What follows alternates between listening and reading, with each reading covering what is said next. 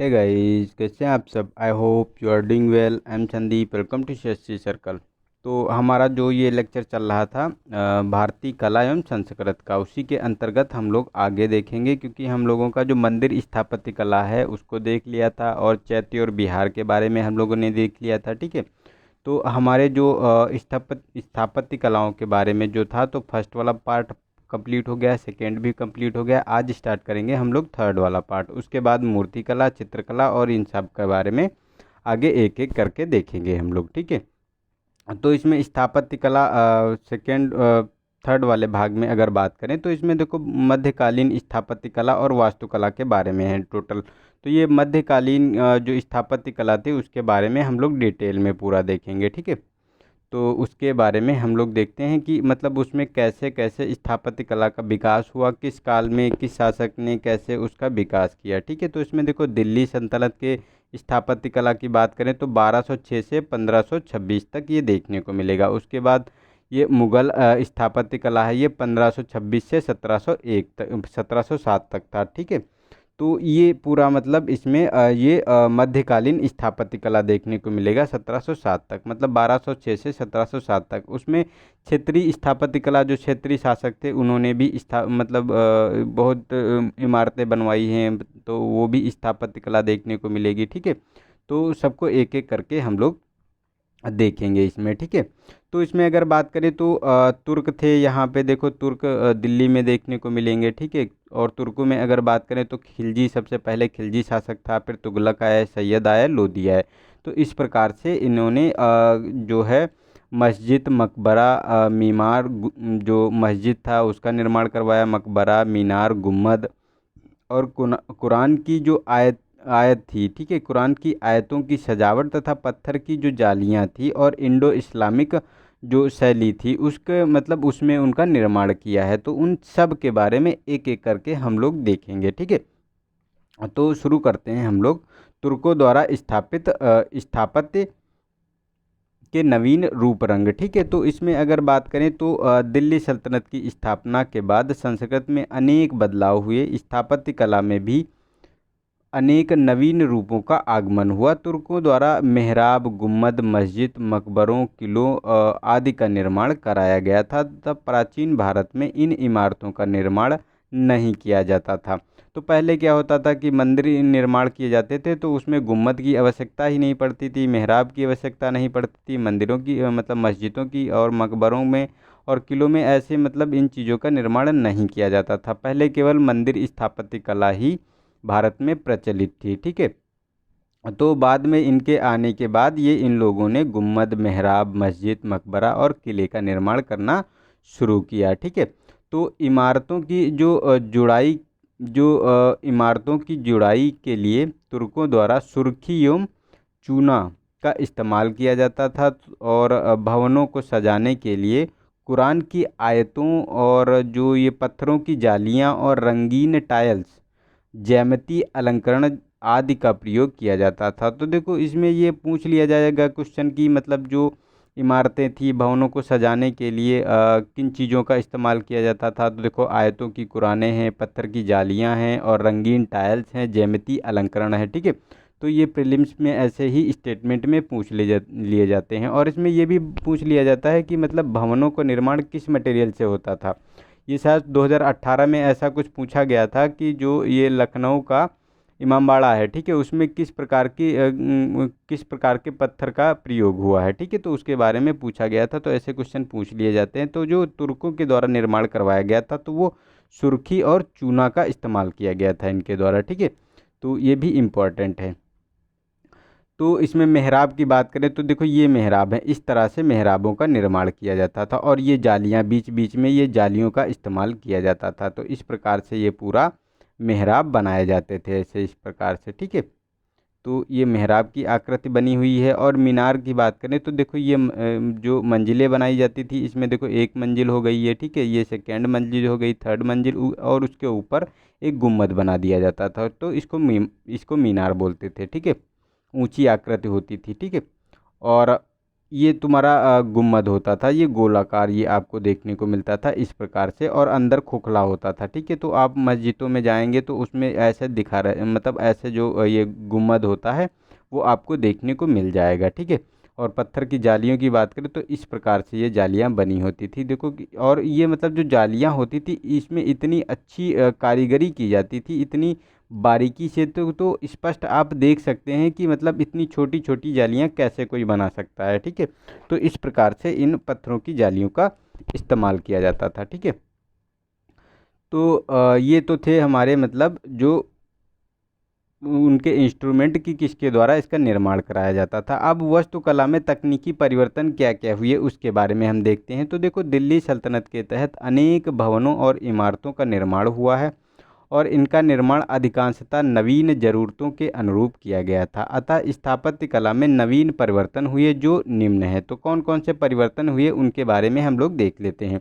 तो देखो, पहला परिवर्तन क्या था कि स्थापत्य के नए प्रकारों रूपों जैसे कि मस्जिद, मकबरा, मीनार और गुम्बद, मेहराब आदि का निर्माण किया गया। ठीक है, सेकेंड था कि छत ढालने की प्रणाली में बदलाव आया, और प्राचीन भारत में छत ढालने के लिए बीम एवं सहतीर प्रणाली का प्रयोग किया जाता था। तुर्कों ने गुम्बद एवं मेहराब आधारित त्रिज्याकार छत प्रणाली का प्रयोग किया। यद्यपि प्राचीन हिंदू प्रणाली को बने रहने दिया, लेकिन मुख्य बल मेहराबों एवं गुम्बदों के निर्माण पर दिया गया। तो जो हिंदू धर्म में प्रचलित थे कि छतों का निर्माण जो रेखीय आकार से, पिरामिडी आकार से किया जाता था, तो वो मतलब उसको रखा, बट उसमें बदलाव कर दिए कि जो उसकी ऊपर की आकृति थी, जो छत वाली आकृति, उसमें क्या कर दिया, उसको गुम्बद के रूप में या फिर मीनार के रूप में उसको बदल दिया। ठीक है, तो इस प्रकार से ये मतलब अंतर देखने को मिला। अगर तीसरे अंतर की बात करें इसमें, तो देखो, इसमें भवनों को सजाने के लिए नए तौर तरीके, यानी कि पत्थर की सुंदर जालियाँ, कुटान की आयतें, रंगीन टाइल्स, ज्यामिति अलंकरण, फूल पाती, बेल बूटा आदि का प्रयोग किया गया। ठीक है, तो इसी प्रकार से ये चूने का इस्तेमाल किया जाता था। इसमें ढुलाई के लिए सुर्खी और चूने का इस्तेमाल किया जाता था। ठीक है, तो ये आपको चार आपको देखने को मिलेंगे। ये चौथा पॉइंट है जिसमें जुड़ाई के लिए सुर्खी और चूने का इस्तेमाल किया जाता था। तो ये चार महत्वपूर्ण आपको ये बदलाव देखने को मिलेंगे जो प्राचीन और मिड्यूअल में। ठीक है, तो पूछ लेंगे कि मतलब क्या क्या अंतर थे जो प्राचीन और मध्यकाल के जो स्थापत्य कला थी, तो ऐसे क्वेश्चन मेंस में पूछ लिए जाते हैं। ठीक है, आगे इसमें किस क्वेश्चन इंक्लूड भी हैं तो उनको भी हम लोग डिस्कस करेंगे। ठीक है, नेक्स्ट था हमारा इंडो इस्लामिक स्थापत्य के बारे में अगर बात करें, तो इसमें देखो, दिल्ली के सुल्तानों द्वारा अनेक भवन एवं इमारतें बनवाई गई जो आगे मुगलों तक जारी रहीं। इनमें मस्जिद, मकबरा, मीनार, गुम्बद, किले आदि मुख्य थे। इन भवनों के निर्माण में गुम्बद, मेहराब आधारित इस्लामिक परंपरा की छत प्रणाली तथा हिंदू परंपरा की छत प्रणाली धारने की सहतीर एवं बीम प्रणाली दोनों का समन्वय करते हुए भवनों का निर्माण किया गया था। ठीक है, तो किसी चीज़ को उसको हटाया नहीं गया, उसको भी, और जो उनका जो इंडो इस्लामिक थी तो उसको मतलब मिक्स कर दिया दोनों को। इंडियन जो प्राचीन भारतीय जो स्थापत्य कला थी और जो तुर्की स्थापत्य कला थी उसको मर्ज कर दिया यहाँ आकर। ठीक है, तो एक नई इंडो इस्लामिक स्थापत्य कला बन गई। तो इसमें समन्वय करते हुए भवनों का निर्माण किया गया। सजावट के लिए जो मुस्लिम तौर तरीकों के साथ साथ प्राचीन हिंदू प्रतीकों यानी कमल पुष्प का भी प्रयोग किया गया था इसमें। ठीक है, तो हिंदू मुस्लिम दोनों परंपराओं के संबंध से बने होने के कारण इसे इंडो और इस्लामिक स्थापत्य कहा गया। तो जो पार्ट मतलब हिंदुओं से लिया, मतलब जो पहले प्राचीन हिंदू भारतीय इतिहास में चला आ रहा था, ठीक है, तो उसको लिया, और इस्लाम से जो चीज़ें ली तो दोनों को मिला दिया, तो इंडो और इस्लाम, तो इंडो इस्लामिक स्थापत्य कला नया नाम गढ़ा गया इसके लिए। ठीक है, तो सल्तनत कालीन स्थापत्य कला के विकास के चरण अगर बात करें कि किन किन चरणों में इसका विकास हुआ है, तो दिल्ली सल्तनत के तहत कई मुस्लिम वंश सत्ता पर आसीन हुए, और इन सभी के तहत अनेक इमारतों एवं स्थापत्य संरचनाओं का निर्माण कराया गया, जिन्हें विभिन्न चरणों में बांटकर देखा जा सकता है। ठीक है, तो अगर इनके बारे में बात करें तो प्रथम चरण की अगर बात करें तो तुर्क या गुलाम काल। ठीक है, तो जो ये तुर्क थे, जो इनके द्वारा यह स्थापत्य निर्माण का प्रारंभ चरण था। इसमें वास्तविक मेहराबों एवं वैज्ञानिक गुंबदों का ठीक से निर्माण नहीं हो पाया था। इस काल के भवनों पर हिंदू प्रभाव अधिक था तथा मुस्लिम प्रभाव कम था। तो जो चीज़ देखो शुरुआत में आती है, ठीक है, जिसकी स्टार्टिंग की जाती है, तो उसमें कहीं ना कहीं कमियां देखने को मिल ही जाती हैं, ठीक है। तो जो प्रथम चरण था ये आपको देखने को मिलेगा, जो तुर्क थे, जो गुलाम वंश था, ठीक है, जो गुलाम वंश की जो कुतुबुद्दीन ऐबक ने जिसकी स्थापना की थी, तो उसी के संबंध में उसने जो प्रारंभिक में चीज़ें स्टार्ट करवाई। कुतुबुद्दीन ऐबक आया, इल्तुतमिश आया, ठीक है। तो इस प्रकार से इन्होंने जो पहले निर्माण करवाया, तो उसमें बहुत अच्छी मतलब वो क्वालिटी नहीं आ पाई, लेकिन इन लोगों ने क्या किया कि स्टार्टिंग करने का काम किया, कि चीज़ों को स्टार्ट कर दिया, ठीक है। और इसे प्रयोगों का चरण कहा जाता है, क्योंकि अनेक हिंदू भवनों को कुछ मुस्लिम विशेषताओं को जोड़कर भवन बनाए गए। स्वतंत्र संरचनाओं का निर्माण कम हुआ। इस चरण की प्रमुख इमारतों में कुतुब मीनार, जो कि इसकी आधारशिला तो रखी गई थी कुतुबुद्दीन ऐबक के द्वारा, लेकिन इसे इल्तुतमिश ने कंप्लीट करवाया था, ठीक है। और कुवत उल इस्लाम मस्जिद, 2.5 दिन का झोपड़ा, नसीरुद्दीन एवं बलबन का मकबरा आदि प्रमुख थे। तो ये मतलब जो हिंदू और मुस्लिम दोनों की जो इंडो इस्लामिक शैली थी, उसमें इनका निर्माण करवाया गया था, ठीक है। कौन कौन थे? तो कुतुब मीनार थी, कुवत उल इस्लाम मस्जिद थी, ठीक है, 2.5 दिन का झोपड़ा जो अजमेर में है, और नसीरुद्दीन एवं बलबन का मकबरा आदि ये प्रमुख थे, ठीक है। नेक्स्ट अगर बात करें तो द्वितीय चरण के बारे में, तो ये खिलजी वंश की बात करें, तो खिलजी वंश में अगर बात करें तो खिलजियों के काल में बेहतर संरचनाओं का निर्माण हुआ। इस काल में वैज्ञानिक गुम्मद तथा वास्तविक मेहराब बनने लगे थे। यहाँ से मुस्लिम प्रभाव अधिक होने लगा था, ठीक है। तो प्रमुख इसमें अगर बात करें तो अलाई दरवाज़ा, जो अलाउद्दीन खिलजी ने जिसको बनवाया था, ठीक है। हौज ए खास और सीरी का जो किला था, सीरी की इमारत थी, तो ये प्रमुख थी, जो मतलब खिलजी वंश में इनका निर्माण हुआ था, ठीक है। नेक्स्ट अगर तृतीय चरण की अगर हम इसमें बात करें, तो तृतीय चरण में तुगलक वंश आ गया था। तो तुगलक वंश ने इस काल में बड़े बड़े और भव्य किलों के निर्माण में विशेष बल दिया। तुगलक कालीन बने इमारतों में मीनारों का अभाव था। भवनों में जो ढलवा दीवारें तथा सुंदरे जो खुरदरी पत्थरों का जो मतलब इसमें क्या थी, ढलवा दीवारें बनने लगी थी, और खुरदरे पत्थरों का अधिक प्रयोग किया जाता था, जिससे कि ये काफ़ी मजबूत दिखाई देते थे। तुगलक कालीन प्रमुख इमारतों में गयासुद्दीन तुगलक का मकबरा, 12 खंभा भवन, खान ए जहां तेलंगानी का मकबरा आदि प्रमुख थे। तो इसमें देखो जो तुगलक के समय में कौन कौन सी चीज़ें बनी, तो इन्होंने जो ढलवा दीवारों का इस्तेमाल किया, खुरदरे पत्थरों का इस्तेमाल किया, और बड़े बड़े किलों का इन्होंने और इमारतों का निर्माण किया था। तो इसमें कौन कौन से, तो गयासुद्दीन का मकबरा इनके मतलब तुगलक काल की एक बड़ी इमारत थी। 12 खंभों का भवन जो था, और खान ए जहां तेलंगानी का मकबरा, तो ये प्रमुख मतलब इमारतें तुगलक वंश की थी, ठीक है। अगर चतुर्थ चरण की बात करें तो लोदी वंश उस समय फिर आ गया था। इसका जब तुगलक वंश का डिक्लाइन हुआ तो लोदी वंश आया।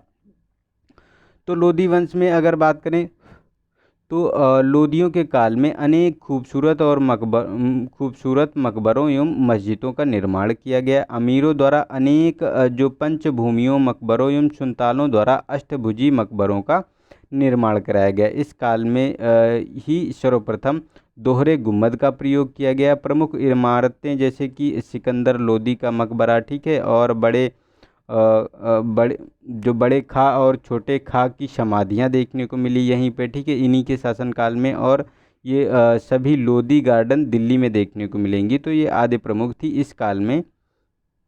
इस काल तक आते आते दिल्ली सल्तनत की इमारतों में एक विशेष परिपक्वता दिखाई देने लगी थी। तो देखो जो शुरू किया था किसने, जो गुलाम वंश ने, और लोदी वंश तक आते आते चीज़ें परिपक्व हो गई। वो अपने सर्वोच्च शिखर पर पहुंचने लगी थी इस समय, ठीक है। तो ये मतलब पहुंच गई थी। तो लोदियों के द्वारा जो है, देखो ये पूछ लिया जाता है कि लोदियों के द्वारा किन चीज़ों का इस्तेमाल किया गया। तो देखो इन्होंने क्या किया, अष्टभुजी मकबरों का निर्माण करवाया है। तो ये एक महत्वपूर्ण विशेषता ये है गई। और इन्होंने दोहरे गुम्बद का इस्तेमाल किया है। अभी तक वो लोग बड़े गुम्बदों को मतलब गुम्बद का इस्तेमाल कर रहे थे, लेकिन इन लोगों ने दोहरे गुम्बद का इस्तेमाल किया, ठीक है। तो ये चीज़ें पूछ ली जाती हैं, प्रीलिम्स में भी पूछ ली जाएंगी, और मेंस में भी अंतर पूछ लिया जाएगा, क्योंकि क्वेश्चन यार कहीं अंत से नहीं बनते, ऐसे ही बनते हैं। तो हमें खुद सोचना होगा कि क्वेश्चन कौन डेवलप हो सकता है, कौन बन सकता है, कहाँ से क्वेश्चन आ सकता है। तो इस प्रकार से हमें समझ कर चीज़ों को पढ़ाई करनी चाहिए, ठीक है।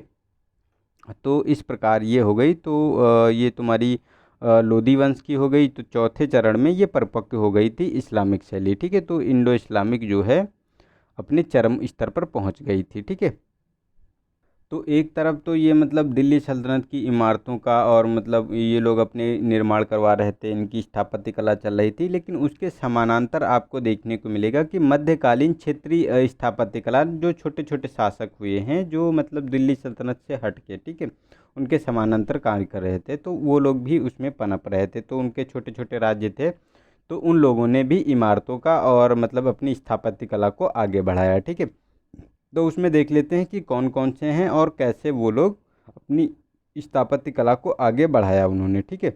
तो मध्यकालीन स्थापत्य कला में मोहम्मद बिन तुगलक के काल में जो आपको देखने को मिलेगा, दिल्ली सल्तनत से अलग होकर अनेक क्षेत्रीय राजवंशों का उदय हुआ। क्षेत्रीय शासकों द्वारा अनेक भवन एवं स्थापत्य बनवाए गए, जिसे क्षेत्रीय स्थापत्य कला के नाम से जाना जाता है। तो इसमें देखो ये आपको जौनपुर की शैली देखने को मिलेगी, ठीक है। तो ये जौनपुर की इसमें शैली है। तो इस प्रकार देखो ये छोटे छोटे राज्य इसमें देखने को आपको मिल जाएंगे, ठीक है। तो अगर जौनपुर शैली की बात करें तो जौनपुर में शार्की वंश के अधीन अनेक इमारतें बनवाई गईं। इसमें जामा मस्जिद एवं अटाला मस्जिद प्रमुख जो ये यानी मुख्य इमारतें थी इसमें। तो जौनपुर के भवनों में सशक्त तथा विशाल दरवाजे का प्रयोग किया गया था, उसे काफ़ी भव्य रूप दिया गया था। तुगलकों की भांति यहाँ ढलवा दीवारों का प्रयोग किया गया था। तो देखो तुगलकों की एक मतलब विशेषता ये जो जौनपुर की शैली है इसमें देखने को मिलती है, ठीक है। और इन्होंने क्या बनवाया है, तो ये मतलब अटाला मस्जिद और ये आपको जामा मस्जिद देखने को मिलेगी जौनपुर की, ठीक है।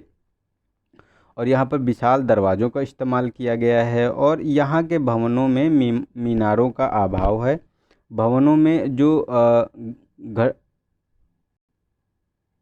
भवनों में घटड़ और यानी कि अर्कुएट एवं छल्ले का प्रयोग किया गया था, जो स्थानीय हिंदू प्रभाव देखने को मिलेगा, ठीक है। तो इन्होंने मतलब अर्कुएट और छल्ले का इस्तेमाल किया है वहाँ पे, ठीक है।